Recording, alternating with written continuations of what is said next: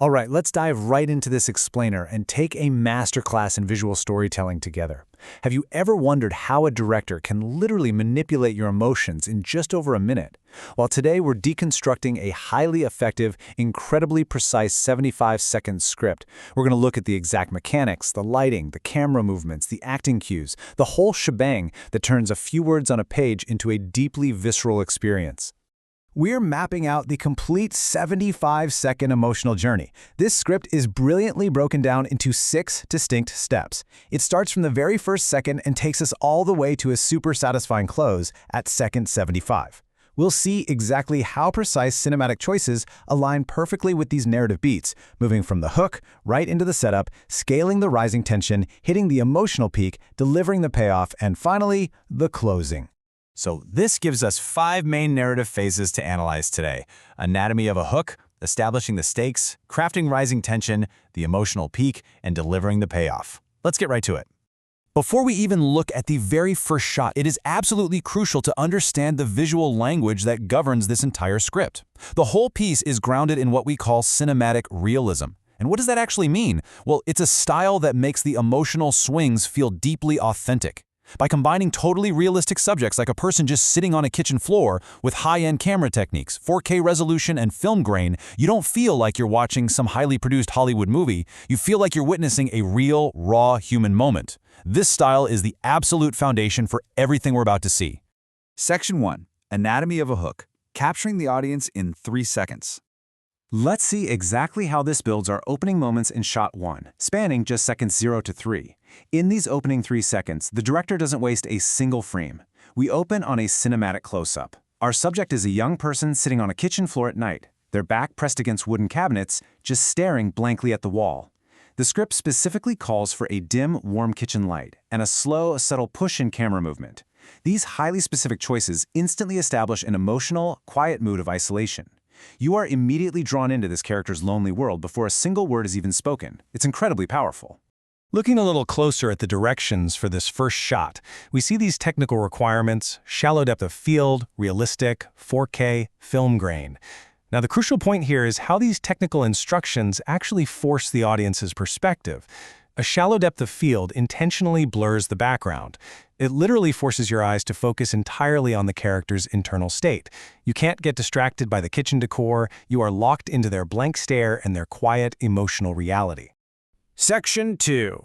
Establishing the stakes, grounding the emotion.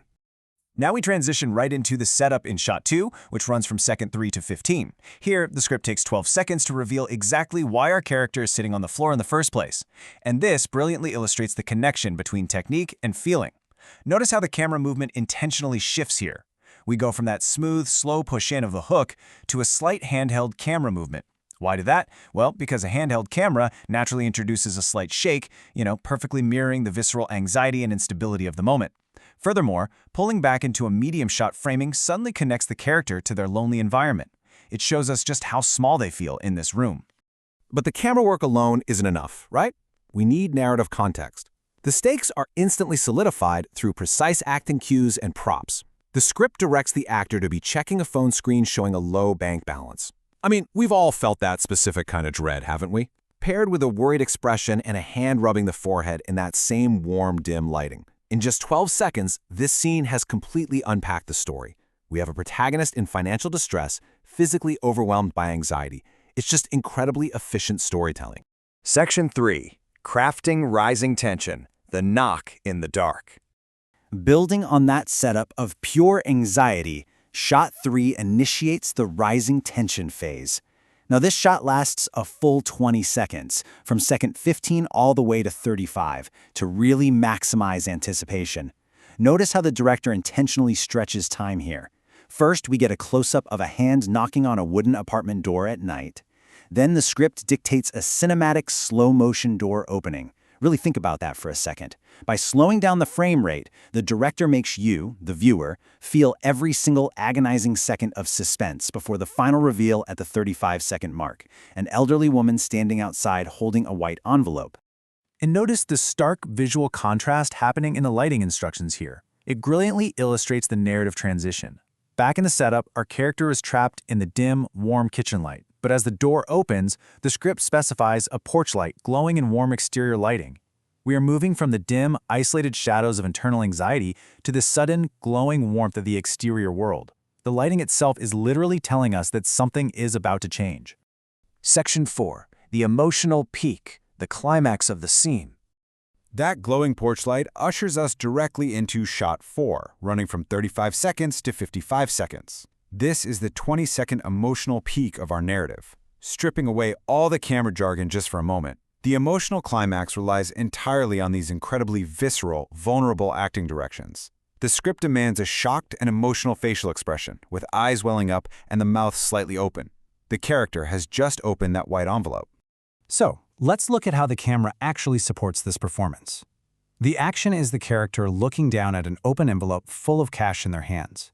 To amplify this immense emotional peak of discovering the money, the director returns to a very specific toolkit. We are back to a close-up shot, back to warm indoor lighting, and crucially, the script calls for that shallow depth of field and a slow zoom in again. By repeating the exact visual language we saw in the very first hook, the director brings the visual arc full circle. It makes the emotional impact land incredibly hard.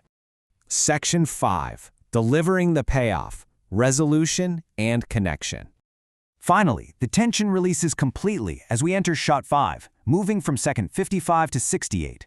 This is delivering the emotional payoff. We transition from tight, anxiety-inducing framing to a wide shot. The action shows the young person standing at the doorway, hugging the elderly woman. We introduce a soft, emotional music mood and maintain that cinematic slow motion. So the absolute crucial point here is that sudden switch to a wide shot. After a whole minute of being trapped in tight close-ups and medium shots, the wide frame finally allows the audience to breathe. It allows us to see the two characters beautifully connected together in their environment. And let's look at how this builds our final visual contrast. The transformation of our scene is fully complete. We started with the setup, a low bank balance, deep isolation, and a dim, anxiety-filled room. And we end with the payoff, an envelope of cash, a warm hug, and the script's specific call for golden hour color grading. Now, that golden hour grading isn't just there to look pretty, it visually cements the emotional shift from despair to profound hope. Our 75-second journey concludes with shot 6, running from second 68 to 75. This serves as our closing shot. The script dictates a return to the close-up with warm indoor lighting, a soft, genuine smile, and a subtle camera push-in, all while maintaining that realistic style and shallow depth of field. The big key here is the direction for the young person to look directly into the camera. By breaking the fourth wall with a genuine smile, the character directly connects their feeling of relief and gratitude right with you, the viewer. This entire sequence really proves that great visual storytelling isn't just about the plot or what happens. It is exactly about how it's captured. Every pan, every blur, every lighting shift, it's all a deliberate tool used to construct a feeling. Which leaves us with a final thought to walk away with. Knowing how technical choices powerfully drive human emotion, how are you going to construct your next 75 seconds? Thank you so much for exploring this script with me, and I'll see you in the next one.